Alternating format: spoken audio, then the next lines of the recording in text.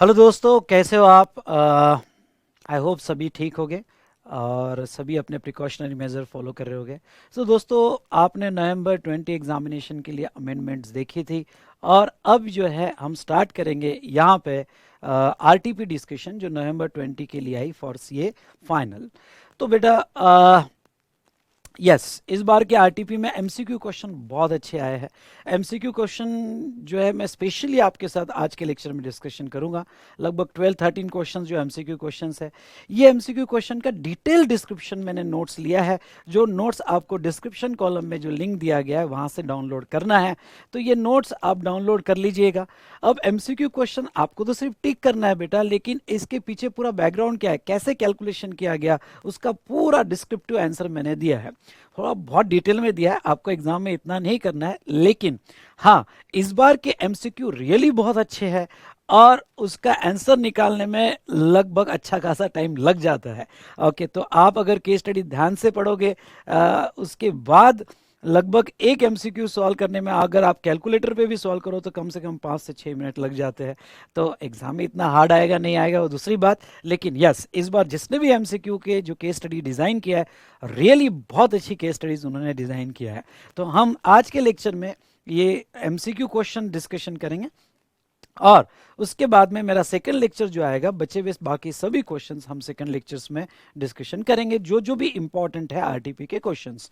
Mostly इस बार की RTP जो है अमेंडमेंट्स पर ही ज़्यादा क्वेश्चंस है, यानी जो भी हमने अमेंडमेंट्स देखी उससे रिलेटेड ही ज़्यादा क्वेश्चंस है। तो चलो, ये अच्छी बात है। तो अमेंडमेंट्स हमारी कवर होगी जो नवंबर 20 एग्जामिनेशन की है, और इस बार जो है यहाँ पे उसके आरटीपी पे उसके प्रैक्टिकल क्वेश्चंस भी कवर हो जाएंगे। तो पूरी तरह से हम जो है यहाँ पे कंप्लीट डिस्कशन अमेंडमेंट्स का कर लेंगे। हाँ, मैं सुन रहा हूँ कुछ स्टूडेंट्स ये कह रहे हैं कि सर जो मे की अमेंडमेंट्स थी वो आप रिवाइज करने वाले थे। तो बेटा यस, आई होप आपने मे की अमेंडमेंट, जो भी स्टूडेंट ने नहीं देखी होगी उन सभी ने देख लिया होगा। और जो स्टूडेंट्स मे की अमेंडमेंट रिवाइज करना चाहते हैं, जिसकी समरी नोट्स मैंने आपको दी है मे के अमेंडमेंट्स की, तो वो समरी में एक लेक्चर लेके रिवाइज कर लूँगा। तो हमारे आरटीपी डिस्कशन के बाद वो एक लेक्चर में रिकॉर्ड कर लूँगा और आपके साथ मैं वो डिस्कशन भी कर लूँगा। प्रोबेबली मैं लाइव आकर ही आपके साथ वो सब पूरा डिस्कशन ले लूँगा। तो डोंट वरी, पहले आज हम आरटीपी कंप्लीट कर लेते हैं। तो मैं ये भी कहना चाहूँगा कि नवंबर एग्जाम के लिए आपने मई की आरटीपी और नवंबर की आरटीपी दोनों अच्छे से कर लेना। मई के आरटीपी का डिस्कशन मैंने ऑलरेडी डाला हुआ है यूट्यूब पे, अगर आप सर्च करोगे तो वी स्मार्ट के एकेडमिक चैनल पे आपको मई के डिस्कशन मिल जाएगा, आरटीपी डिस्कशन। और इस बार के आरटीपी का डिस्कशन मैं आपके साथ करूँगा। तो दो दो आरटीपी आपके पास है और ये दो आरटीपी अच्छे से करके जाना। मुझे इस बार लगता है कि आपका जो पेपर है 20 to 25 मार्क्स के क्वेश्चंस ये दो आरटीपी में से आ जाएंगे। दो अमेंडमेंट्स है और दो आरटीपी है। तो चलिए, अब ये नवंबर की आरटीपी हम डिस्कशन करते हैं, मई की आरटीपी आप देख लो तो आपकी दोनों अच्छे से हो जाएगी। और मई अमेंडमेंट की समरी में आरटीपी होने के बाद इमीडिएट अपलोड कर दूंगा, तो उसमें जो है मई अमेंडमेंट्स की समरी जो है वो भी कवर कर ली जाएगी और वो भी आपके साथ फटाफट डिस्कस कर लूंगा। चलिए नेक्स्ट बेटा, आपके कुछ सवाल हो गए about chart revision as well as जो एडिशनल क्वेश्चंस मैंने दिए थे आपको अमेंडमेंट्स के हिसाब से, कि जो अमेंडमेंट हुई है उसके हिसाब से कौन कौन से क्वेश्चन चेंज हुए हैं। तो वो एडिशनल क्वेश्चन की लिस्ट मैंने आपको दी थी, आपने शायद डाउनलोड कर ली होगी। वो अमेंडमेंट्स जहाँ से डाउनलोड किया उसी लिंक में ओके वो दिया गया था। तो अब वो एडिशनल क्वेश्चंस का भी सेशन में रिकॉर्ड कर लूँगा। वैसे तो आपको समझ गया होगा, इतना कोई यहाँ हार्ड नहीं है, लेकिन कोई बात नहीं, हमारे आरटीपी डिस्कशन के बाद अमेंडमेंट के हिसाब से जो क्वेश्चन चेंज हुआ है वो भी मैं डिस्कशन आपके साथ कर लूँगा। तो आपके लिए कोई ज़्यादा वो हार्ड नहीं होगा। ठीक है दोस्तों, तो चलिए स्टार्ट करते हैं हमारा डिस्कशन यहाँ पे regarding to RTP. Are you ready? चलिए,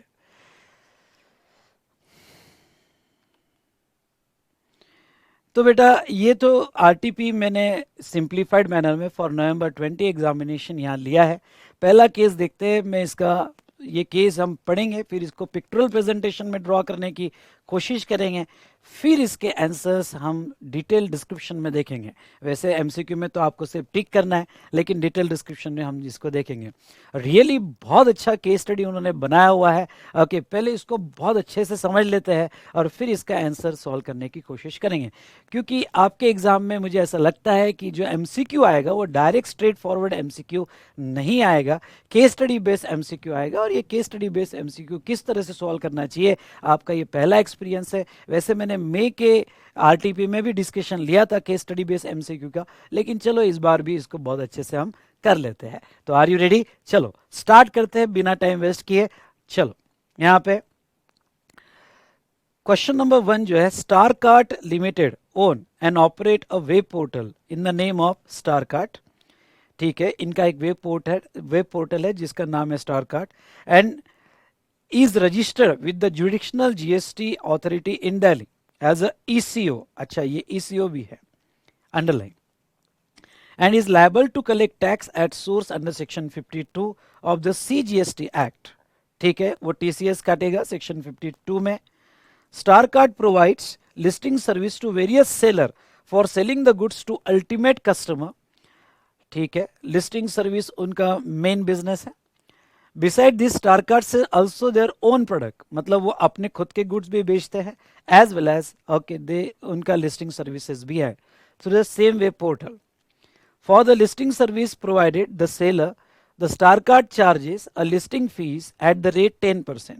उनकी जो लिस्टिंग फीस है, यानी बहुत से सेलर के गुड्स जो वो बेचते हैं अपने वेब पोर्टल से, उसकी listing fees 10% of turnover of the goods sold, उसके ऊपर वो चार्ज करते हैं। ठीक है, उसके बाद में such listing fee is recovered from the seller irrespective of return of the goods sold through Starkart. मतलब क्या कि अगर कोई गुड्स कस्टमर रिटर्न कर दे तो वो लिस्टिंग फीस वापस नहीं करेंगे, वो लिस्टिंग फीस जो है कंपलसरी चार्ज की जाएगी। The customer can choose from the wide range of goods listed on the web portal and place an online order for goods. The payment is made by the customer through the payment gateway in online mode only. ठीक है, at the time of monthly settlement, StarCart makes the payment to the seller after adjusting the tax collection at source. मतलब ये जो payment है पहले स्टारकार्ट collect करता है और बाद में वो रिमिट करता है डिफरेंट सेलर को। ये केस फिट बैठती है ईसीओ और फॉर टीसीएस कलेक्शन, क्योंकि ईसीओ और टीसीएस कलेक्शन की वन ऑफ द कंडीशन है कि पेमेंट जो होना चाहिए वो ईसीओ के थ्रू होना चाहिए, और ये केस फिट बैठ रही है। चलो केस स्टडी उन्होंने बहुत डिटेल में अच्छे से दिया है। The invoice for the goods sold on Starkart is issued by seller. ठीक है, स्टारकार्ट से जो सेल किया गया उसका इनवॉइस सेलर देता है कस्टमर को, by seller in the name of customer, and tax is charge on the basis of location of seller and customer. और जिसका tax liability whether CGST, SGST या आईजीएसटी, मतलब वो इंट्रा स्टेट है या इंटर स्टेट है, ये इसके बेस पे डिसाइड होता है कि सेलर कहाँ का है। यहाँ पे ईसीओ कहाँ का वो नहीं, जो सेलर ईसीओ के थ्रू बेच रहा है और जो डायरेक्ट इनवॉइस देता है कस्टमर को, तो सेलर कहाँ का है और बायर कहाँ का है, उसके बेस पे यहाँ पे इंट्रा स्टेट और इंटर स्टेट डिसाइड होता है। ठीक है, चलो अच्छी बात है। The goods are ship directly by the seller to the customer and there is no responsibility of the shipping the goods on the Starkart for third party seller. ये भी पॉइंट बड़ा इंपॉर्टेंट है। सेलर जो है यहाँ पे direct ship कर रहा है कस्टमर को, जिसमें स्टारकार्ट जो इश्यू है उनकी कोई रिस्पॉन्सिबिलिटी नहीं है यहाँ पे शिप करने की, वो डायरेक्ट सेलर से कस्टमर को शिप हो रहा है। आगे पढ़ते हैं। In case of return of goods by customer the shipping is arrange by Starkart. लेकिन अगर कस्टमर वो गुड्स रिटर्न करता है तो उसका शिपिंग जो है यहाँ स्टारकार्ट अरेंज करता है, और उसके लिए आगे क्या कहते हैं देखो, इट चार्जेस, ये अंडरलाइन करना, it charges equivalent to 20% of value of goods return as collection charges and refund balance amount to the customer. लेकिन वो जो है 20% जो है कैंसलेशन चार्जेस, जिसको हम टॉलरेंस चार्जेस भी कह सकते हैं, ये स्टारकार्ट काट लेता है सेलर के, यानी सेलर का गुड्स अगर वापस आता है तो 20% चार्जेस वो कट कर लेता है। Further 10% of value of goods return is collected, okay, as well as जो 10% जो है यहाँ पे वो हैंडलिंग चार्जेस डिडक्ट कर लेता है for the return of goods. ठीक है, in the month of January Pulkit a resident of Rajasthan purchase the following goods from the Starkart. Okay, तो पुलकित जो है, जो राजस्थान का है, उसने स्टार कार्ट से ये 3 गुड्स खरीदे, ए, बी एंड सी। चलो देखते हैं यहाँ पे। Laptop having value 50,000 and printer having value 10,000। यहाँ पे both the products are sold by Infocom limited. Actually Infocom limited ये सेलर है जो स्टार कार्ड के वेब पोर्टल पे रजिस्टर्ड है, और ये स्टार कार्ड के पोर्टल पे अगर रजिस्टर्ड है तो ऐसे सिचुएशन में इससे पुलकित खरीद रहा है, और डायरेक्ट डिस्पैच जो है यहाँ पे इन्फोकॉम लिमिटेड करेगा, किसको? स्टार कार्ड को। ओके, जो यहाँ पे रजिस्टर इन जीएसटी। अच्छा, ये सेलर रजिस्टर्ड है, और रजिस्टर जीएसटी में रजिस्टर्ड है, और यहाँ पे उत्तर प्रदेश में रजिस्टर्ड है। दूसरा, पुलकित ने यहाँ पे मोबाइल फोन खरीदा, having value 30,000, sold by star card in its own capacity. अच्छा, तो ये मोबाइल फोन पुलकित को सेल किया जा रहा है। अब ध्यान से देखिएगा, स्टार कार्ड जो है वो दिल्ली में रजिस्टर्ड है।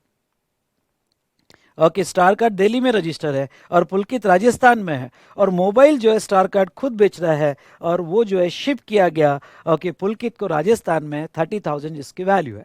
और C, CCTV camera system having value 1 lakh paid by Secure World listed on Starkart and registered under GST Gujarat. Okay, तो सिक्योर वर्ल्ड जो है एक और सेलर है जो स्टार कार्ड के वेब पोर्टल पर रजिस्टर है, वो सीसीटीवी कैमरा पुलकित को सेल कर रहा है जिसकी वैल्यू 1 लाख रुपए है। ओके, और यहाँ गुजरात से डायरेक्टली शिफ्ट हुआ है Rajasthan. All the above transactions are exclusive of GST wherever applicable. There is no ITC as on 1st January for Star Card. मतलब उनका कोई ITT स्टार कार्ड का कोई ITC नहीं दिया है। इन्फोकॉम लिमिटेड और सिक्योर वर्ल्ड का भी कोई ITC नहीं दिया है, मतलब तीनों के कोई भी ITC नहीं दिए हैं। GST is applicable in the aforesaid case scenario okay at the following rate, और CGST 9%, SGST 9% और IGST 18% लगेगा। This is the aforesaid case scenario, please answer the following question। तो अब आपको इसके बेस पे नीचे दिए गए क्वेश्चंस के आंसर देना है। चलो, अब यहां पे बेटा मैं, ठीक है, यहां पे हम डायग्राम से समझने की कोशिश करते हैं। पूरा केस स्टडी एक बार मेरे साथ देखो। स्टार कार्ड एक ईसीओ है, एक ईसीओ है, ठीक है, इनका एक वेब पोर्टल है, ठीक है, वेब पोर्टल है। आई बात समझ में आके? चलो, अब ये वेब पोर्टल से अलग अलग सेलर के गुड्स बेचते हैं, तो यहां पे, और अपने खुद के भी गुड्स बेचते हैं।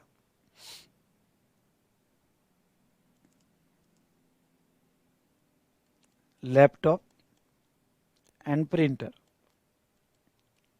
ये जो है ये लिस्टेड है, और ये पुलकित को सेल किया जा रहा है,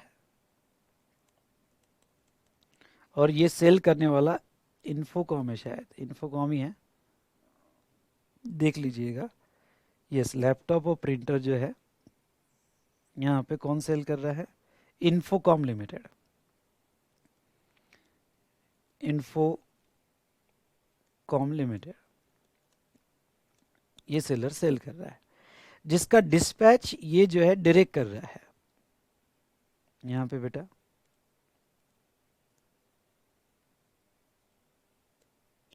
ठीक है, ये डिस्पैच पुलकित को, शिपिंग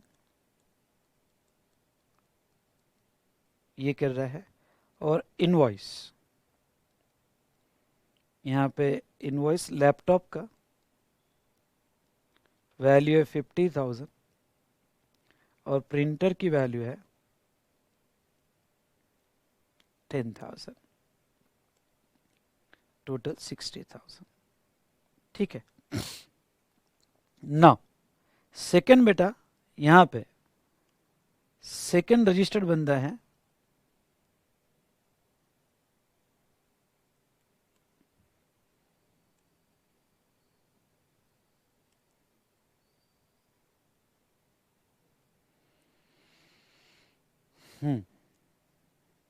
ये सेल कर रहा है सीसीटीवी, और वो भी पुलकित को सेल किया जा रहा है, ठीक है, और वो है सिक्योर वर्ल्ड। सिक्योर वर्ल्ड, अच्छा, इन्फोकॉम लिमिटेड कहाँ का है? यूपी का है और सिक्योर वर्ल्ड गुजरात का है। ये गुजरात, पुलकित राजस्थान, बहुत अच्छा केस स्टडी। पुलकित राजस्थान और स्टार कार्ड दिल्ली में रजिस्टर्ड है, और ये सब रजिस्टर्ड है बेटा। ये भी रजिस्टर्ड है, आरकॉम भी रजिस्टर्ड है, सिक्योर वर्ल्ड भी रजिस्टर्ड है, और पुलकित तो कस्टमर है।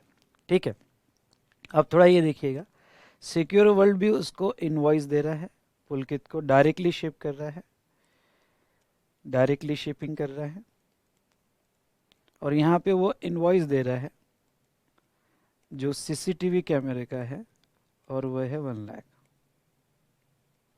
ठीक है, वो 1 लाख का इनवॉइस यहाँ पे दे रहा है। उसके बाद में नेक्स्ट, ठीक है, एक डायरेक्ट पुलकित को डायरेक्ट मोबाइल भी सेल हो रहा है, जो स्टार कार्ड डायरेक्टली सेल कर रहा है मोबाइल, जिसका इनवॉइस है। ठीक है, इनवॉइस वैल्यू कितनी दी गई है, 30,000 मेरे ख्याल से। ठीक है, मोबाइल फ़ोन जिसकी इनवॉइस वैल्यू 30,000 दी गई है। डन बेटा, जिसकी इनवॉइस वैल्यू 30,000, ये 3 सेल है। ठीक है, अब यहाँ पे उन्होंने क्या कहा है, यहाँ पे ये कहा है कि यस, थोड़ा इसको ऐसा लेते हैं।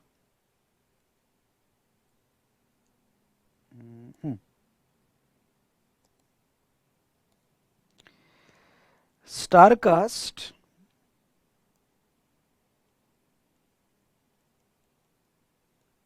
लिस्टिंग फीस, ये दोनों को listing fees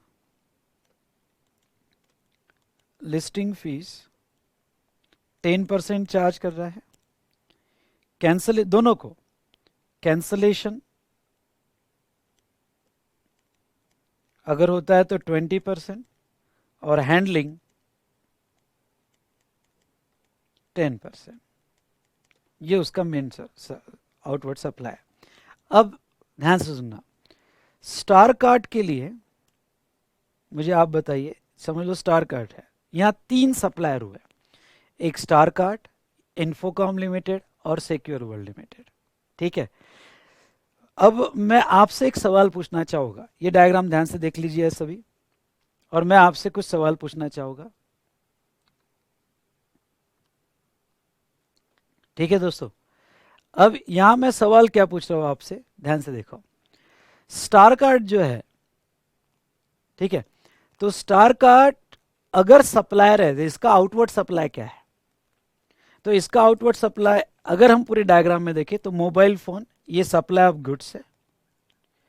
okay, mobile phone ये सप्लाई ऑफ गुड्स है, और ये जो है लैपटॉप और प्रिंटर, और दूसरा सीसीटीवी, लैपटॉप प्रिंटर और ये सीसीटीवी जो बेचा गया, तो लैपटॉप प्रिंटर और सीसीटीवी ये स्टार कार्ड ने नहीं बेचा, ये तो इन्फोकॉम उसके सेलर है। तो अब यहां पे स्टार कार्ड के थ्रू बेचा गया, इसलिए स्टार कार्ड लिस्टिंग फीस लगा रहा है। मतलब स्टार कार्ड का आउटवर्ड सप्लाई, ओके, ये supply of goods star card का है। ठीक है, और ये है supply of services. Supply of services मतलब स्टार कार्ड के आउटवर्ड सप्लाई में यहां पे सप्लाई ऑफ सर्विसेज जो है, okay, supply of services listing, cancellation, handling. Okay, और खुद जब गुड्स बेचता है तो वो खुद के गुड्स का, तो ये सप्लाई ऑफ सर्विसेज और ये स्टार कार्ड की है। यानी अगर हम स्टार कार्ड्स की आउटवर्ड टैक्स लायबिलिटी निकालें तो आउटवर्ड टैक्स लायबिलिटी में स्टार कार्ड के ये आएगा मोबाइल फोन बेचा और उसकी लिस्टिंग फीस। स्टार कार्ड के आउटवर्ड लायबिलिटी में लैपटॉप और प्रिंटर नहीं आएगा, क्योंकि डायरेक्ट इनवॉइस इन्फोकॉम दे रहा है, डायरेक्ट इनवॉइस सिक्योर्ड वर्ल्ड दे रहा है, तो वो स्टार कार्ड के तो सवाल ही नहीं आता, स्टार कार्ड का वो सेल है ही नहीं। ये बात समझ में आया? हाँ, अब ये जो है लैपटॉप और प्रिंटर जो यहां दिया जा रहा है, ये सप्लाई ऑफ गुड्स है, और ये सप्लाई ऑफ गुड्स इन्फोकॉम का है, इन्फोकॉम का है, और ये सीसीटीवी सप्लाई ऑफ गुड्स है, और सप्लाई ऑफ गुड्स इन्फोकॉम का है। सप्लाई ऑफ गुड्स इन्फोकॉम का है, ठीक है। तो ये तो बात आप समझ गए होगे कि यहाँ इन्फोकॉम जो है, सॉरी ये इन्फोकॉम नहीं, ये सिक्योर वर्ल्ड का है, ये जो है supply of goods secure world का है, ठीक है। अब ये सब ट्रांजेक्शन में सेकंड स्टेप टीडीएस भी कटेगा। अब इन एडिशन टू, ध्यान से सुनना, in addition to listing fees, ECO होने की वजह से उनको टीसीएस काटना पड़ेगा, टीडीएस नहीं टीसीएस काटना पड़ेगा, और टीसीएस जो है 1% काटना पड़ेगा। जो भी गुड्स बेचा गया, यानी ये लैपटॉप और प्रिंटर बेचा गया, इसका टीसीएस कटेगा 1%, और सीसीटीवी बेचा गया, इसका टीसीएस काटेगा 1%। ओके, तो ये टीसीएस कौन काटेगा बेटा? स्टार काट। तो अब यहां पे आगे बढ़ने के पहले देखो, डायग्राम अगर आपने ड्रॉ कर ली होगी तो फिर आपके लिए बहुत सिंपल हो गया। आगे बढ़ने के पहले अगर मैं आपको कहूं स्टार कार्ड को अपने आउटवर्ड टैक्स का कितना देना है, आउटवर्ड टैक्स का, इनका आईटीसी नहीं है, उन्होंने ये भी क्लियर कर दिया है कि इनके तीनों के, यानी स्टार कार्ड, इन्फोकॉम और सिक्योर, तीनों के कोई आईटीसी नहीं है। तो अब मैं आपको कहूं स्टार कार्ड पे अपने आउटवर्ड सप्लाई पे कितना टैक्स देना पड़ेगा। तो आउटवर्ड सप्लाई उसके दो है, एक मोबाइल फोन गुड्स जो खुद बेचा, और बाकी सर्विसेज, लिस्टिंग फीस, ठीक है। तो अब यहां पे इसके बेस पे अगर उसका हम टैक्स कैलकुलेशन करें, तो टैक्स कैलकुलेशन में यहां पे कैंसलेशन चार्जेस और हैंडलिंग चार्जेस हम तब लगाएंगे जब कोई कैंसलेशन का डेटा हमें दिया हो प्रॉब्लम सॉल्व करते वक्त। नॉर्मली उनका आउटवर्ड सप्लाई तो क्या है? तो नॉर्मली उनका outward supply mobile, listing fees, cancellation और हैंडलिंग हम अभी चार्ज नहीं करेंगे जब तक स्पेसिफिकली ना कहा गया हो कि भाई कैंसलेशन और हैंडलिंग चार्जेस लगेंगे। तो ऐसे सिचुएशन में अगर मैं स्टार कार्ड की लायबिलिटी निकालूं, तो स्टार कार्ड की लायबिलिटी जो है मोबाइल फोन का जीएसटी प्लस लिस्टिंग फीस का जीएसटी, अगर कोई एमसीक्यू में कहा गया कि कैंसलेशन हुआ तो कैंसलेशन और हैंडलिंग चार्जेस का जीएसटी में लगा होगा, और टीसीएस भी कटेगा। टीसीएस जो उनके वेब पोर्टल से थर्ड पार्टी का माल बेचा गया, खुद के माल पे तो टीसीएस कटता नहीं है, आपको खुद पता है। जो किसी थर्ड पार्टी का माल उनके वेब पोर्टल से बेचा गया तो उसका टीसीएस काटा जाएगा, यानी यहाँ पे सीसीटीवी और यहाँ पे लैपटॉप प्रिंटर का टीसीएस काटा जाएगा। Is it clear? चलिए, तो स्टार कार्ड अगर मैं इन्फोकॉम की लायबिलिटी निकालूं तो वो तो सिंपल, जो लैपटॉप और प्रिंटर उन्होंने बेचा as a supply of goods उसकी लायबिलिटी निकलेगी, और सिक्योर वर्ल्ड की लायबिलिटी निकालूं तो जो सीसीटीवी बेचा उसकी लायबिलिटी उनकी निकलेगी। बात समझ में आई आपके? अब उसके बाद में बेटा मैं यहाँ पे एक और पॉइंट डिस्कस करना चाहूंगा, वो ये कि ये इंट्रास्टेट या इंटरस्टेट, क्योंकि उन्होंने 3 रेट दिए हैं, सीजीएसटी, एसजीएसटी और आईजीएसटी। ओके, ऐसा तो बोला नहीं सभी ट्रांजेक्शन इंट्रास्टेट है या इंटरस्टेट है। तो अब ऐसे सिचुएशन में मैं सबका पीओएस फिक्स कर देता हूं। पीओएस तो पहले स्टार कार्ड का हम पीओएस फिक्स करते हैं, अगर पीओएस फिक्स होने के बाद ही हम उसको इंट्रास्टेट और इंटरस्टेट बोल पाएंगे। तो सबसे पहले स्टार कार्ड का पीओएस अगर हम फिक्स करने जाए, तो स्टार कार्ड ने मोबाइल बेचा, स्टार कार्ड दिल्ली है और पुलकित राजस्थान है, स्टार कार्ड डिस्पैच कर रहा है, तो इसका पीओएस जो है बेटा, मोबाइल का पीओएस जो है यहां पे section 10(1) of IGST, section 10(1) of IGST, जहां गुड्स की मूवमेंट टर्मिनेट होगी वो उसका पीओएस माना जाएगा। गुड्स की मूवमेंट जो है 10(1) में बोल सकता हूं, तो गुड्स की मूवमेंट टर्मिनेट होगी राजस्थान। ओके, गुड्स की मूवमेंट टर्मिनेट होगी,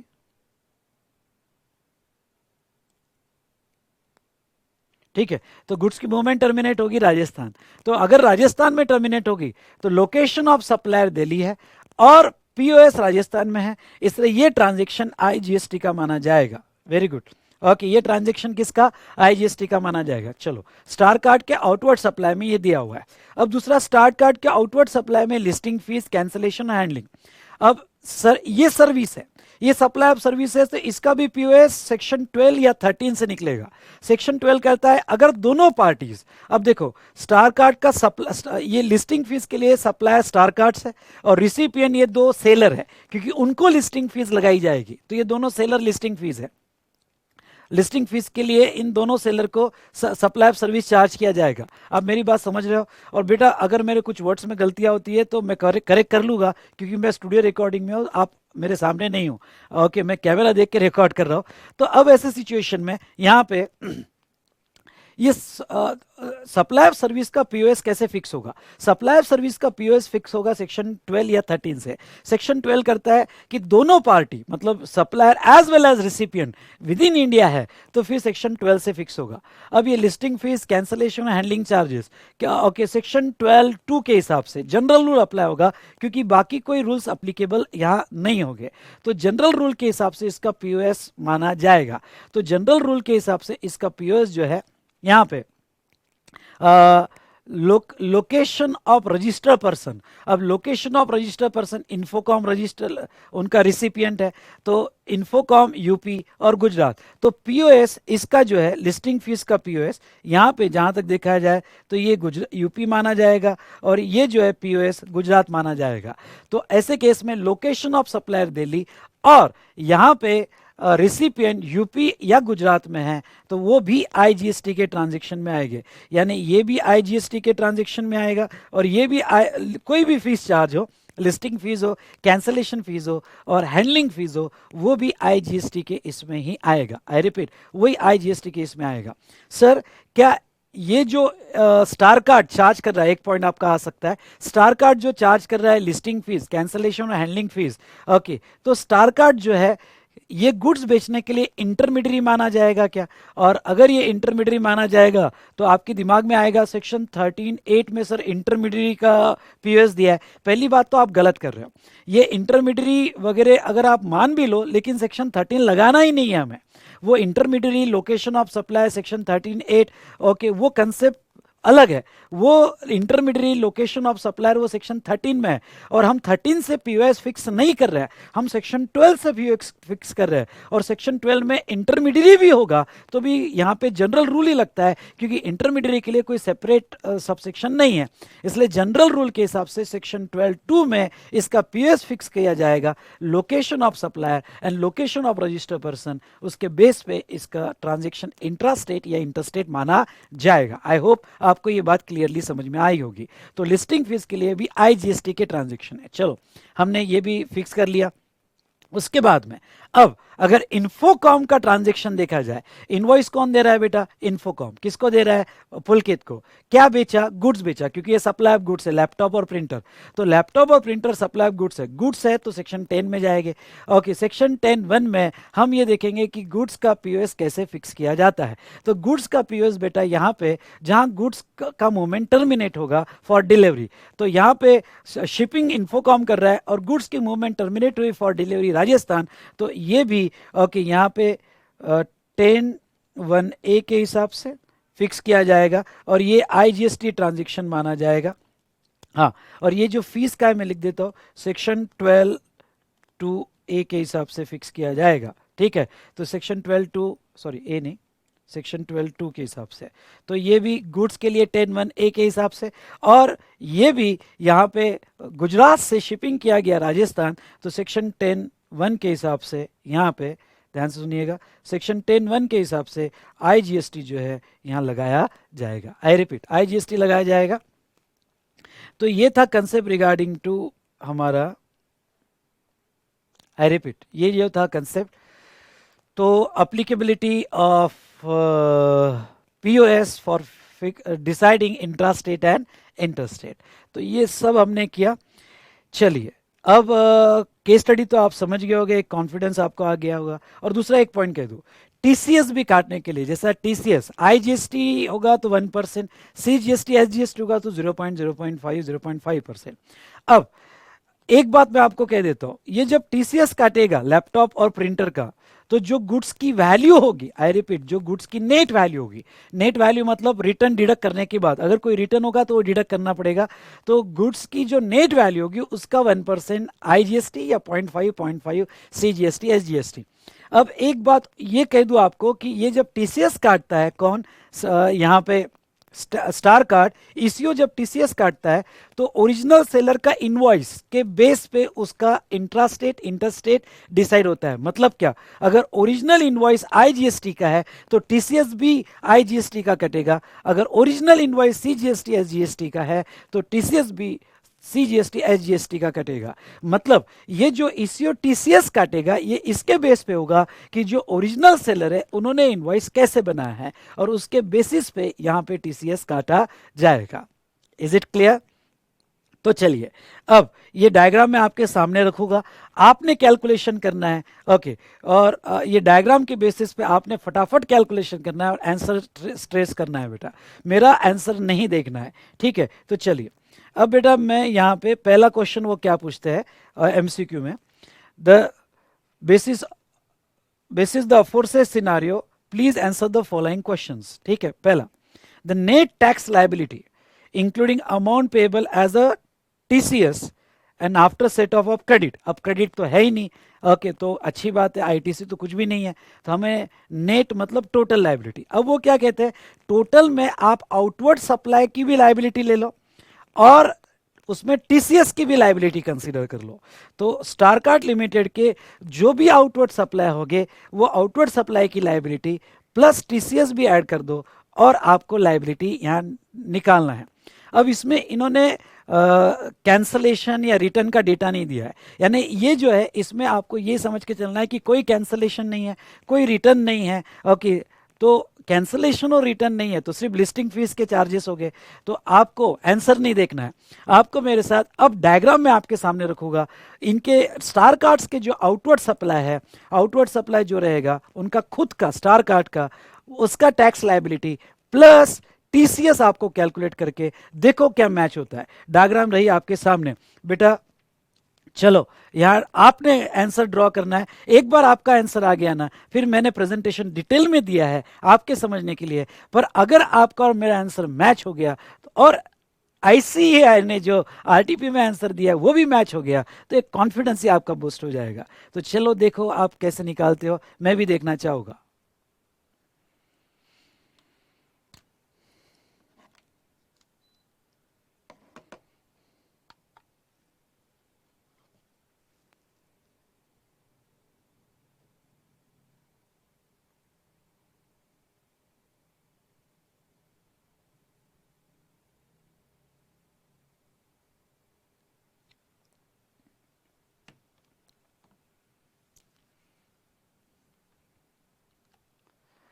आया कि आपका लायबिलिटी निकाला आपने?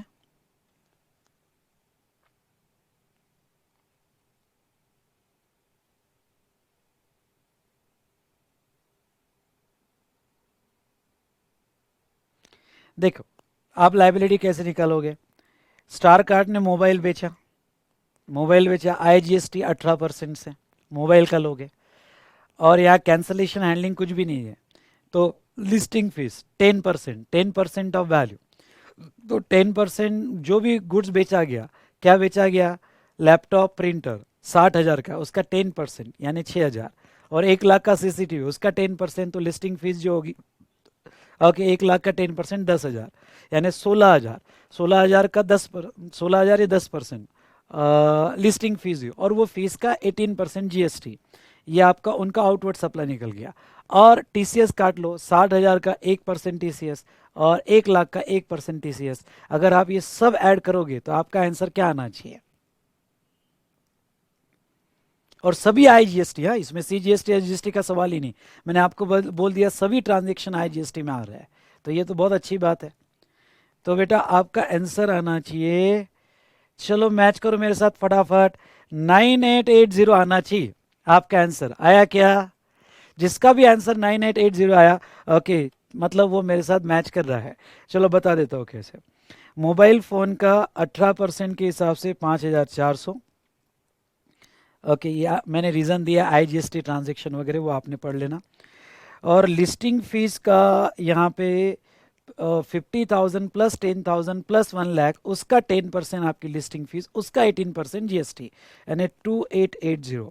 ये ये पहले एमसीक्यू में हैंडलिंग चार्जेस नहीं है, ओके, टॉलरेंस चार्जेस यानी कैंसलेशन चार्जेस नहीं है, सवाल ही नहीं आता है, तो उसका कोई टैक्स नहीं आएगा।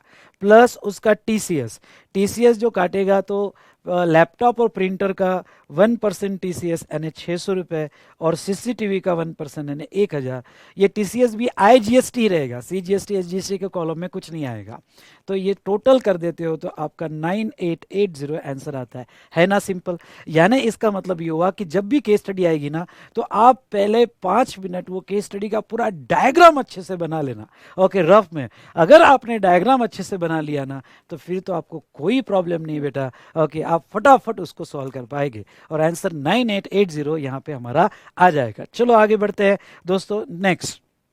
नेक्स्ट वो क्या पूछते हैं, net tax liability after set off credit if any, हाँ, after set off credit if any, okay, of Infocom limited and Secure World for the month of जनवरी।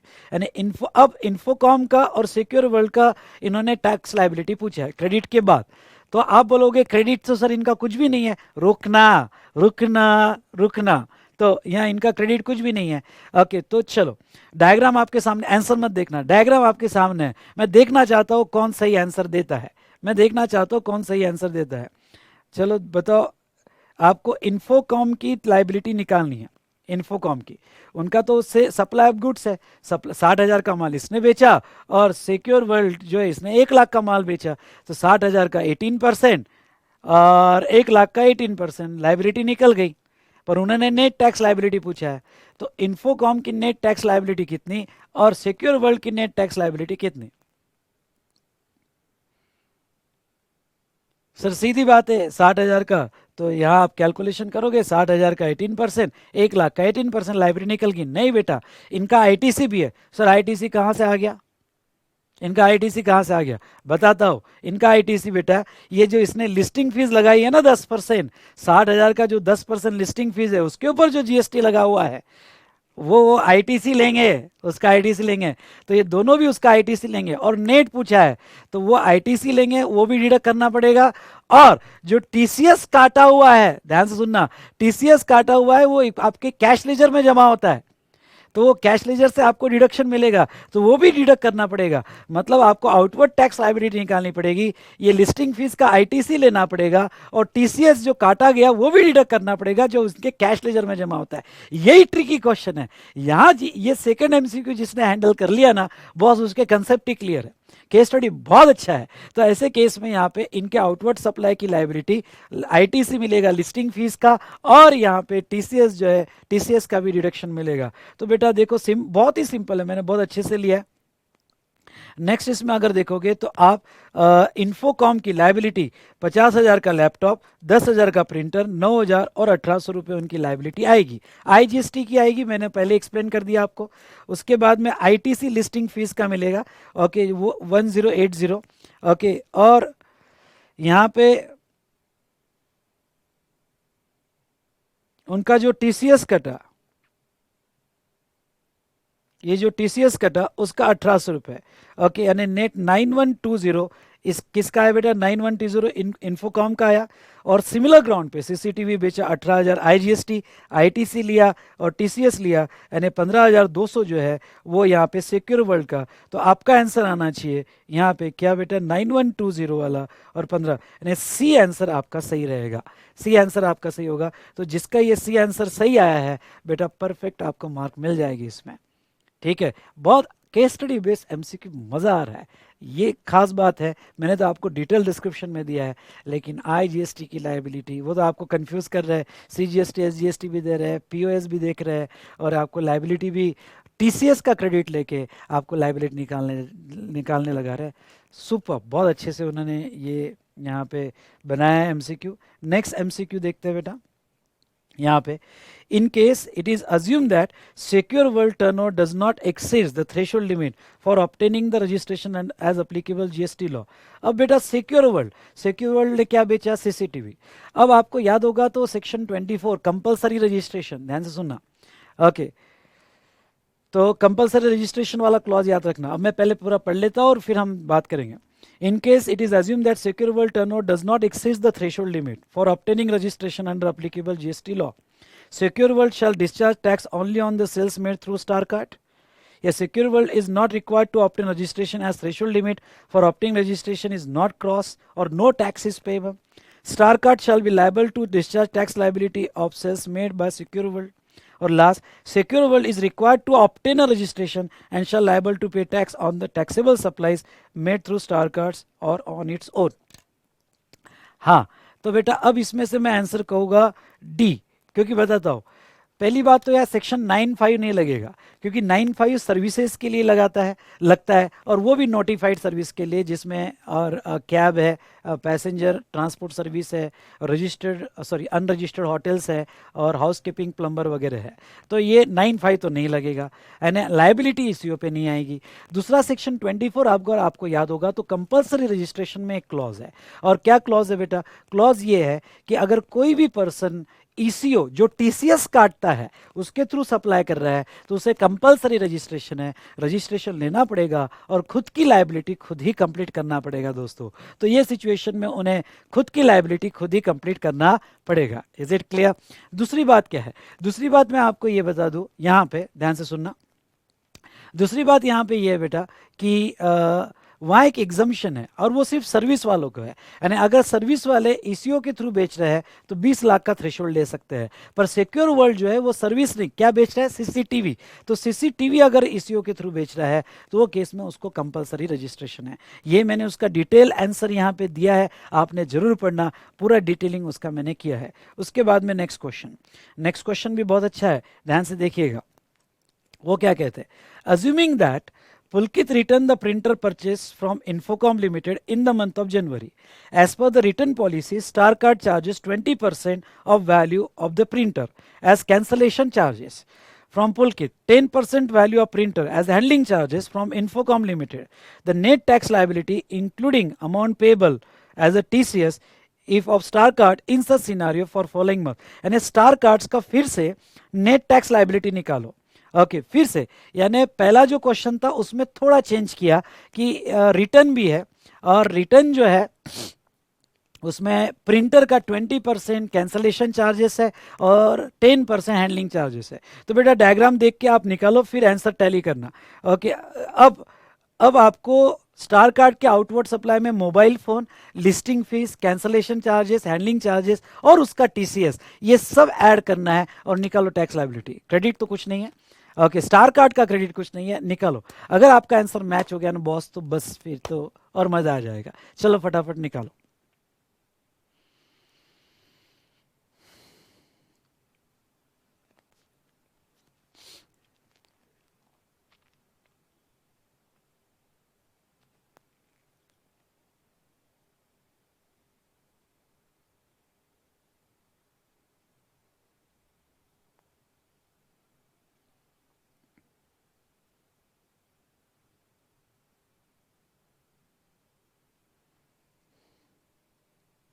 निकल गई आपकी। अब आपकी जो लायबिलिटी आनी चाहिए मेरे हिसाब से, आपकी लायबिलिटी जो है यहाँ पे ये सिचुएशन में आपकी लायबिलिटी 10,320, यानी ये आईजीएसटी के लायबिलिटी जो है 10,320 रुपये आना चाहिए। कैसे, मैं बता देता हूँ। 10,320 रुपये ऐसे कि मोबाइल फ़ोन जो बेचा वो तो 5,400। हाँ, लिस्टिंग फीस, अब ख्याल में रखना, इवन दो प्रिंटर वापस कर दिया है पर एक पॉइंट था, कैंसलेशन भी हो जाता है तो भी लिस्टिंग फीस तो लगेगी। लिस्टिंग फीस लगेगी तो सेम लिस्टिंग फीस 2880 जो हमने पहले कंप्यूट की थी। उसके बाद में हैंडलिंग चार्जेस, और यहाँ पे आपको 10% of printer value, 10% of printer handling charges, उसका 18% जीएसटी यानी 180 रुपीज़, और कैंसलेशन चार्जेस यहाँ पे प्रिंटर 20%, उसका 18% 360। और यहाँ पे टीसीएस, अब यही तो खास बात है, टीसीएस बेटा 60,000 पे नहीं कट होगा, टीसीएस नेट वैल्यू पे होता है। और आपको याद होगा तो नेट वैल्यू मतलब आपने जो बेचा माइनस रिटर्न, यानी 60,000 माइनस 10,000, यानी पहले वाले प्रॉब्लम में हमने 60,000 का टीसीएस काटा था, लेकिन यहाँ पे 60,000 माइनस 10,000 50,000 का ही टीसीएस कटेगा, यानी 500 रुपये, और यहाँ पे सीसीटीवी 1,000। ओके, यानी आपका 10,320 रुपये ये आपकी वैल्यू होनी चाहिए। ठीक है, 10,320 बहुत ही अच्छा क्वेश्चन था एंड इसमें नेट वैल्यू के कंसेप्ट भी उन्होंने कवर कर लिए। तो यहाँ पे 10,320 जो है आपकी वैल्यू होनी चाहिए। ओके, तो yes, this is regarding to यहाँ पे दिस एमसीक्यू क्वेश्चन। उसके बाद में वो क्या पूछ रहे देखो, star card provide a free gift voucher worth ₹2,000 on January 31, which can be redeemed against any purchases of goods made in the future on Star cards. Any purchases of goods. The supply of voucher in the hands of Star card would become, अच्छा, voucher दिया और उसके against में वो कुछ भी purchase कर सकते हैं। ओके, 2000 तक कुछ भी परचेस कर सकते हैं। मतलब ये वाउचर है, आइडेंटिफाइबल है, नॉन आइडेंटिफाइबल। नॉन आइडेंटिफाइबल है कोई की, क्योंकि कोई भी गुड्स यहाँ पे क्लियर नहीं है। तो इसकी टैक्स लाइबिलिटी कब आएगी देखना, taxable supply 2000 liable GST in the month of January, taxable supply 2000 liable to GST in the month in which voucher is redeemed by Pulkit। उसके बाद में discount offered to Pulkit on purchases made in the month of January and no tax would be payable on such voucher, और discount offer to Pulkit at the time of redemption of voucher. तो मेरे हिसाब से answer D होना चाहिए, क्योंकि non identifiable है तो इसकी जीएसटी लाइबिलिटी जिस दिन रिडीम होगा ओके उस दिन आएगी। तो ये हमने देखा था प्लेस ऑफ सप्लाई में सेक्शन 12(4) में। ओके, जिस दिन रिडीम होगा उस दिन उसकी लाइबिलिटी आएगी। तो बेटा ये जो है पहले 5 हमने एमसीक्यू देखे थोड़ा सिंप्लीफाइड मैनर में। अब जो है नेक्स्ट हम कवर करेंगे नेक्स्ट एमसीक्यू के लिए। MCQ 6 to 10 are based on case scenario given below. उसके लिए उन्होंने दूसरा केस दिया है तो ये कवर किया है। पहला हमारा कंप्लीट होता है। आई होप आपको क्लियर समझ में आया होगा। अब हम दूसरा स्टार्ट करेंगे। चलो तो ये पढ़ लेते हैं और इसका रिलेटेड डायग्राम भी हम निकालते हैं। Advance trader is a partnership firm in Jaipur, Rajasthan. The firm has obtained GST registration at its head office, Jaipur. Further, the firm is having its depot for storage for goods in other district in Rajasthan. The depot are added as additional place of business in the GST registration obtained at HO. Following details are provided about the firm for the month of July. ठीक है, advance trader जो है राजस्थान का है। राजस्थान में उनका HO और registration भी जयपुर है और उनके अलग अलग डेपोज हैं। उसके बाद में उसके ट्रांजैक्शन उन्होंने दिए है। पहला, चलो मैं यहाँ डायग्राम निकाल देता हूँ। Advance trader,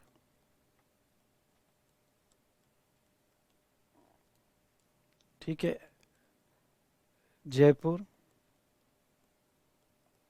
HO, registered. ठीक है, अब ट्रांजेक्शन्स देखो क्या दिया है।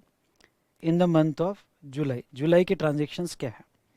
Advance trader received goods worth ₹5 lakhs for which GST is payable on reverse charge basis. The goods were received on 25th July. The supplier issued the invoice dated 24th July and payment for the same was made by advance trader on 30th July. Due to absence of accounts, the transaction was recorded in the books of account on 1st August. तो चलो इनको एक goods मिला, goods value है 5 lakhs। ठीक है, उसका data ये दिया है उन्होंने, गुड्स रिसीव्ड, तो रिसिप्ट दिया है 25th July। मेरे साथ ड्रॉ करो तो आपको भी समझ में आएगा। सप्लायर्स इनवॉइस,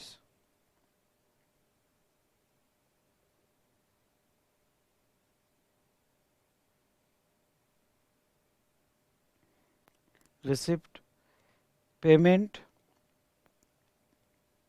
पेमेंट कब किया उसका 30th July, और सप्लायर्स इनवॉइस, सप्लायर्स इनवॉइस वह 24th July। ठीक है, और ये गुड्स आरसीएम वाला है, आप समझ गए होगे। गुड्स लिया, आरसीएम वाला गुड्स है, आपके समझ में आ गया। और डेट दिया है गुड्स के केस में 31st day फ्रॉम इनवॉइस और which ever is lower RCM का टीओस आता है, हम फिक्स करेंगे, ठीक है, डोंट वरी फॉर दैट, ठीक है। नेक्स्ट यहाँ पे उसके बाद में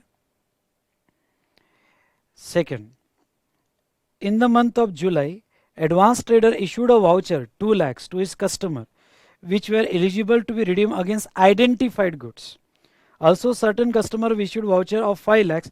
The said voucher were eligible to be redeemed against any supply of goods in next 6 months. मतलब क्या, मतलब ये हुआ कि यहाँ पे इन्होंने वाउचर्स दिए, ये वाउचर्स में आइडेंटिफाइबल एंड नॉन आइडेंटिफाइबल, तो आइडेंटिफाइबल वाउचर्स जो दिए हैं वो 2 लाख रुपए के हैं, और नॉन आइडेंटिफाइबल वाउचर्स जो है वो 5 लाख रुपए के हैं, ठीक है। उसके बाद में next, in the month of mister x a partner in the firm book a hotel in Udaipur, Rajasthan for the wedding of his daughter in the month of October. Advance amount 5 lakhs for booking the hotel was paid by way of online payment from the current account advance trader in July. Hotel charge GST 28% जो भी होगा on the amount received on advance and issued a receipt voucher. तो इन्होंने और एक service ली, hotel की service ली, पर ये होटल की सर्विस पर्सनल यूज़ के लिए है, शादी में, डॉटर्स की शादी में लिया गया उन्होंने, लेकिन पेमेंट वो यहाँ पे फर्म से हुआ है, पेमेंट जो है फर्म से हुआ है, लेकिन पर्सनल पर्पस के लिए वो सर्विस ली गई, होटल वाली सर्विस, उसका तो क्रेडिट का सवाल ही नहीं आता है क्योंकि पर्सनल पर्पस के लिए है। चलो, पर हम हमारे डिस्कशन में तो लिख देंगे। उसके बाद में D clause, advance trader made a supply of goods worth ₹25 lakhs during the month of July. Out of aforesaid supply of goods 5 lakhs were not liable to GST. However, advanced trader inadvertently charged the GST on such goods and collected the same from the customer. तो supply of goods दिए, supply of goods किए, इसमें से okay 20 lakh total उनका supply of goods 25 lakh हुआ। चलो, इसमें से 20 लाख जो है ये टैक्सेबल था और 5 lakhs नॉन टैक्सेबल था, एग्जाम था, बट टैक्स चार्ज,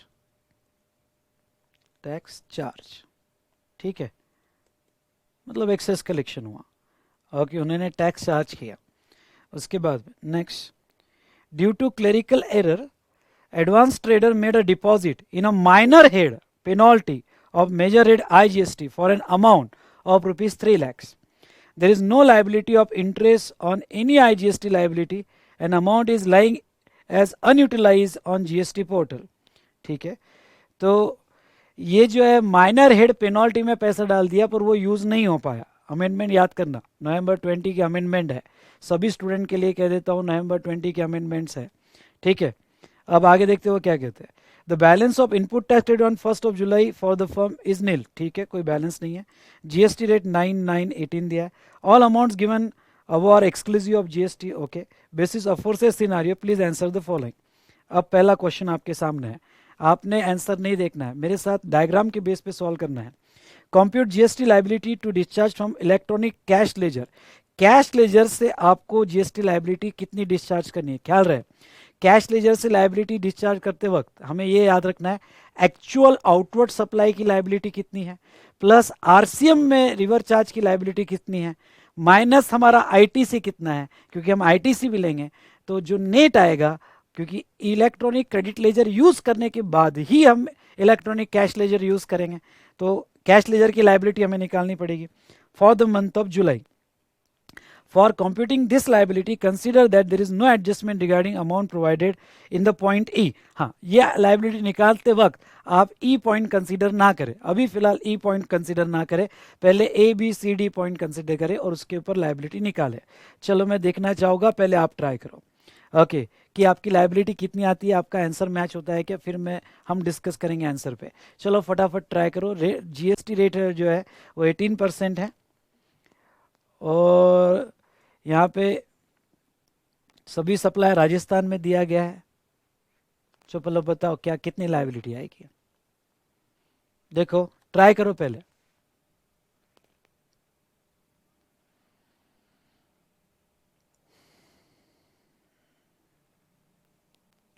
कैलकुलेटर पे ही ट्राई कर लो फटाफट। 18% का जीएसटी ले लेना।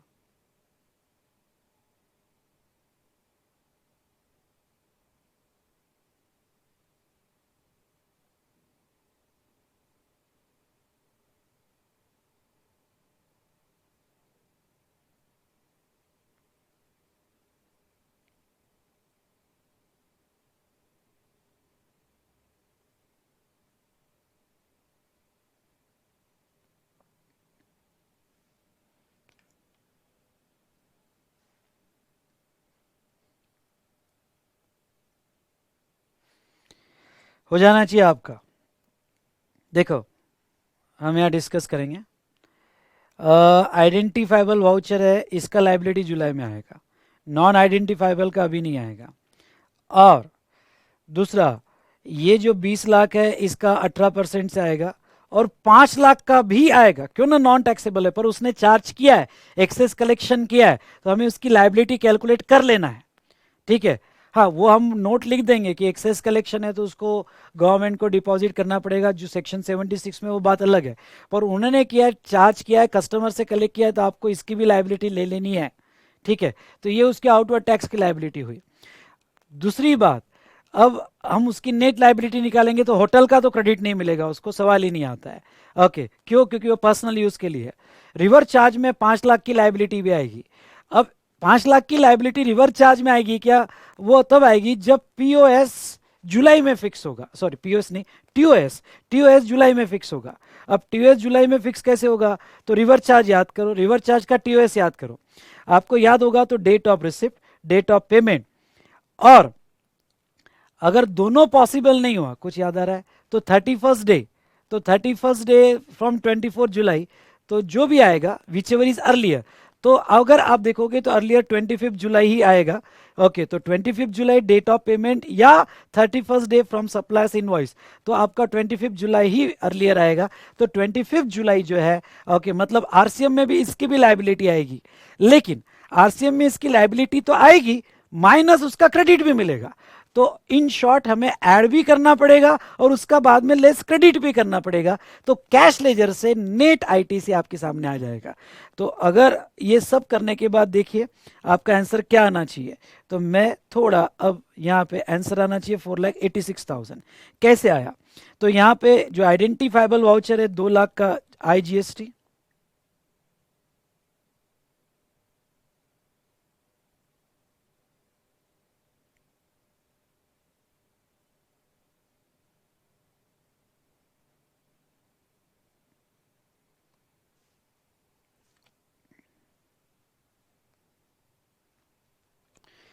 तो बेटा थोड़ा टेक्निकल प्रॉब्लम आया था। अब ये 4,86,000 कैसे आया, थोड़ा समझ लो। पहली बात तो ये आईजीएसटी नहीं है, सिर्फ जीएसटी लो, और सब ट्रांजेक्शन उनके राजस्थान में ही है, और उन्होंने आंसर में कहीं पे भी सीजीएसटी, एसजीएसटी और आईजीएसटी का बाइफर्केशन नहीं किया है। तो मैं जीएसटी के बेस पर ही कैलकुलेशन करूंगा। तो जहां तक है रिडीमेबल वाउचर का 36,000, रीज़न मैंने दिया है टाइम ऑफ सप्लाई के हिसाब से। जो आइडेंटिफाइबल वाउचर है उसका टीओएस इसी मंथ में आ जाएगा, डेट ऑफ इश्यू पे। उसके बाद टैक्सेबल गुड्स उन्होंने सप्लाई किया, उसका 3,60,000, 20 लाख का। और एग्जाम गुड्स जो था उस पर उन्होंने जीएसटी लगाया, तो उस पर भी आएगा। हाँ, नोट दिया है, as per provision of section 76 such GST shall be payable to the government immediately. अगर आपने चार्ज किया है और कस्टमर को पास ऑन किया है तो लाइबिलिटी आपको आएगी और इमीडिएटली गवर्नमेंट को पे करना पड़ेगा। तो सेक्शन 76 का भी यहाँ रेफरेंस उन्होंने लिया है। तो उनके आउटवर्ड सप्लाई पे 4,86,000 आ रहा है। उसके बाद में आईटीसी, हम आईटीसी अगर क्लेम करें तो देखो यहाँ आईटीसी जो रिवर चार्ज वाली लाइबिलिटी 18%, उसका आईटीसी क्लेम करेंगे 90,000, और होटल का नहीं क्लेम करेंगे क्योंकि पर्सनल पर्पस के लिए है। तो बेटा यहाँ पे रिवर चार्ज की लाइबिलिटी का टीओएस जुलाई में आ रहा है, जिसके लिए मैंने सेक्शन 12(3) का यूज़ किया और हमने ये डिस्कशन किया कि whichever is earlier date of receipt, date of payment या 31st डे, तो 31st डे 24 अगस्त आ रहा है, तो विच एवर इज अर्लियर वो डेट आ गया। तो हम अगर लास्ट कंक्लूड करें तो टोटल मेरी लाइबिलिटी आएगी इंक्लूडिंग आरसीएम, वो 4,86,000 आउटवर्ड सप्लाई की, 90,000 आरसीएम की मुझे पे करना पड़ेगा और सेम मंथ में आरसीएम का क्रेडिट भी मिल जाएगा, यानी मेरी लाइबिलिटी जो हुई 4,86,000 ही हुई। अगर आपका ये मैच करता है तो दैट्स ग्रेट, ओके, यानी आप मेरे साथ चल रहे हो, ठीक है। ये लाइबिलिटी यहाँ पे। दूसरा उन्होंने क्या पूछा, देखो 7 नंबर का, amount of input tax credit available to advance trader against the hotel booking expenses shall be, would be any change if the hotel is in located outside the Rajasthan. पहली बात तो मैं आपको कह दूं, होटल की जो सर्विस ली वो राजस्थान में हो या राजस्थान के बाहर हो, उसका आईटीसी मिलने वाला नहीं है। तो उन्होंने 4 ऑप्शन दिए, क्या, nil, there is no change even if hotel located outside Rajasthan, CGST, SGST, no credit would be available at hotel been located outside Rajasthan, 70,000 CGST, 70,000 SGST, IGST, etc. और nil IGST 140,000 would be available as. तो पहले ही answer आएगा बेटा, क्योंकि वो personal purpose के लिए, और पर्सनल पर्पस के लिए तो उसके कहीं पे भी हो, राजस्थान और जयपुर में हो या राजस्थान के बाहर हो, उसका आईटीसी उसको नहीं मिलेगा। ओके, तो ये 7 का आंसर होगा ए बेटा। हाँ, नेक्स्ट क्वेश्चन बहुत अच्छा है। What is the time limit for issuance of show cause notice where GST collected on supplies which are not liable to GST? अगर आपको याद होगा तो ऊपर के इसमें एक 5 लाख का अमाउंट था जो नॉट लायबल टू जीएसटी था, पर उसके ऊपर जीएसटी कलेक्ट कर लिया गया। तो उसके ऊपर अगर जीएसटी कलेक्ट कर लिया दोस्तों, तो ऐसे सिचुएशन में वो गवर्नमेंट को सेक्शन 76 में इमीडिएटली पे करना पड़ता है। अगर इमीडिएटली आपने पे नहीं किया तो आपको शो कॉज नोटिस आती है, पर उसकी कोई टाइम लिमिट है क्या? मैं आपको कह दूं, सेक्शन 76 पढ़ लो इमीडिएटली, अभी कोई टाइम लिमिट नहीं है शो कॉज नोटिस की। मतलब ये हुआ कि सेक्शन यहाँ पे 73, 74 में टाइम लिमिट है, मतलब अदर देन फ्रॉड केस होगा तो 2 साल 9 महीना, ओके, फ्रॉड का केस होगा तो 4 साल 6 महीना, ये टाइम लिमिट वहाँ पे दी है। लेकिन सेक्शन 76 में कोई टाइम लिमिट नहीं है, तो आपका आंसर जो है, no time limit to be issued show cause notice under section 76 में कोई यहाँ पे टाइम लिमिट नहीं है, ये हमने देखा। उसके बाद में नेक्स्ट बेटा, यहाँ पे मैंने सेक्शन 76 का रेफरेंस दिया है, ओके, डिटेल में आंसर यहाँ पे दिया है उन्होंने। उसके बाद में उन्होंने ये क्वेश्चन पूछा, advance trader claim a refund of amount paid erroneously in minor head penalty major head IGST, authority rejected the refund claim, advanced trader filed a civil suit before jurisdictional magistrate, choose the correct answer। अब मैं आपको एक बात बता दूं कि यहाँ पे उसने रिफंड क्लेम कर लिया क्योंकि उसने पेनल्टी में एक्स्ट्रा अमाउंट डाल दिया था, वो ई पॉइंट अगर आपको याद होगा तो उसने रिफंड क्लेम किया। तो अगर उसने रिफंड क्लेम किया और उसका रिफंड रिजेक्ट हो गया, रिफंड रिजेक्ट हो गया, तो उसने सिविल कोर्ट के पास सूट फाइल किया। तो क्या उसका सिविल कोर्ट के पास सूट फाइल करना सही है? 4 ऑप्शन दिए। Jurisdictional magistrate can direct the authority to process the refund amount. Jurisdictional magistrate can redirect the matter to fresh adjudication of refund claim. Jurisdictional magistrate can order provisional refund and initiate the reassessment proceeding. या D, jurisdictional magistrate cannot pass the order. Yes, very important. अब मैं आपको कह दूं, okay, अगर यहाँ पे civil court के पास कोई राइट नहीं है, मतलब आपकी केस रिफंड की हो या कोई भी हो, ओके, वो केस जो है यहाँ पे अपीलेट अथॉरिटी, अपीलेट ट्रिब्यूनल, इनके पास ही जाएगी, सिविल कोर्ट के पास नहीं जाएगी। इसलिए जुडिशनल मैजिस्ट्रेट जो है ये रिफंड क्लेम से रिलेटेड कोई भी ऑर्डर पास नहीं कर सकता। ये छुपा हुआ क्वेश्चन था, शायद आपको मालूम भी नहीं होगा, पर बहुत इंपॉर्टेंट है, मैंने उसका रेफरेंस लेके यहाँ दिया हुआ है। आंसर भी दिया हुआ बेटा कि उनके पास पावर नहीं है, ओके।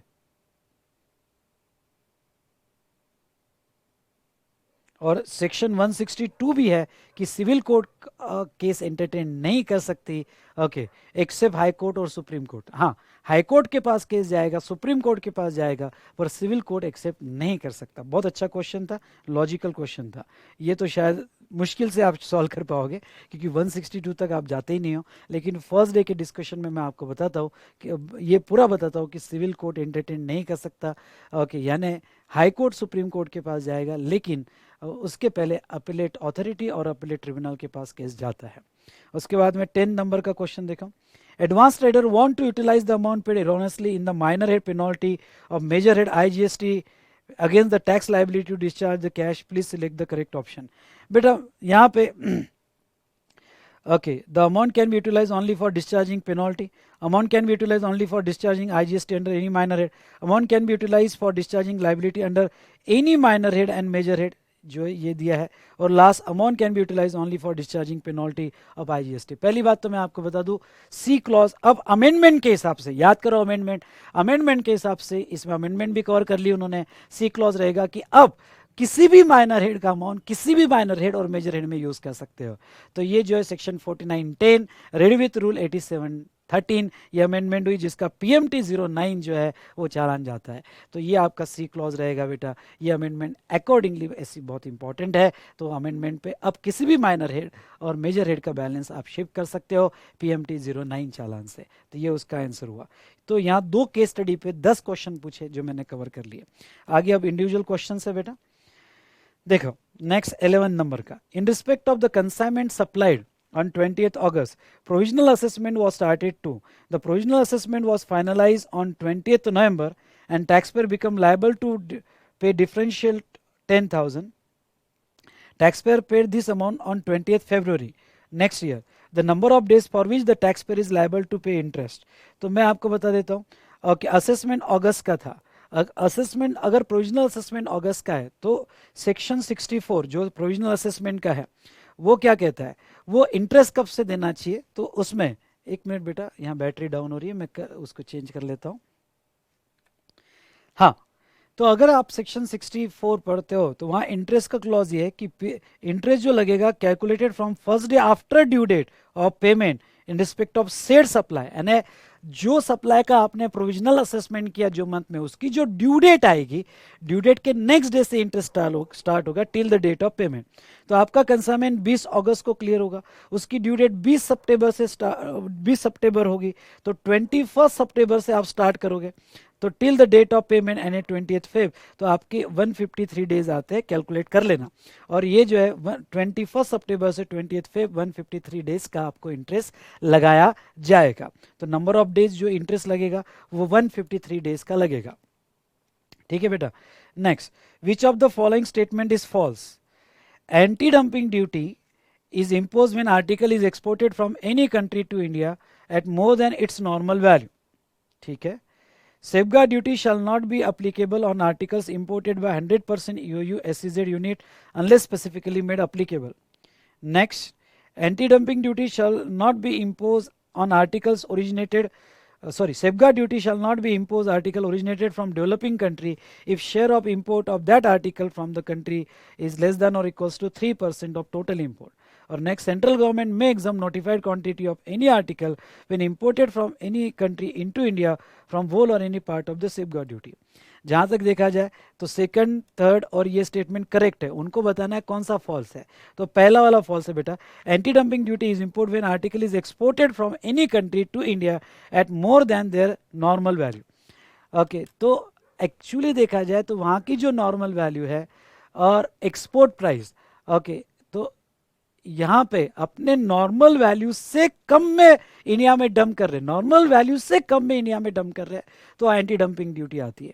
ये तो उल्टा ही स्टेटमेंट है, तो पहला स्टेटमेंट फॉल्स माना जाएगा. ओके, और लास्ट बेटा,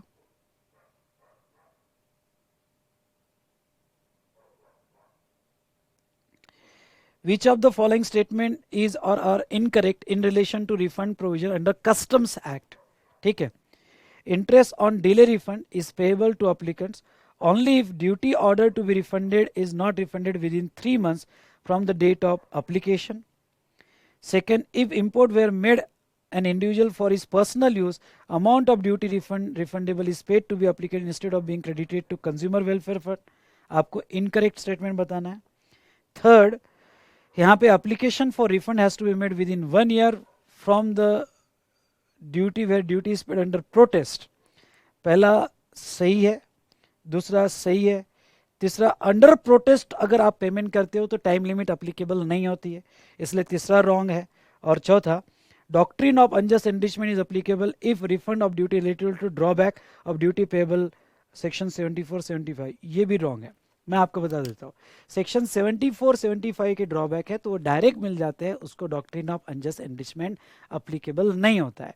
तो थर्ड और फोर्थ जो है वो रॉन्ग है. ओके, और उसका रॉन्ग स्टेटमेंट का आंसर मैंने यहाँ पे दिया है बेटा।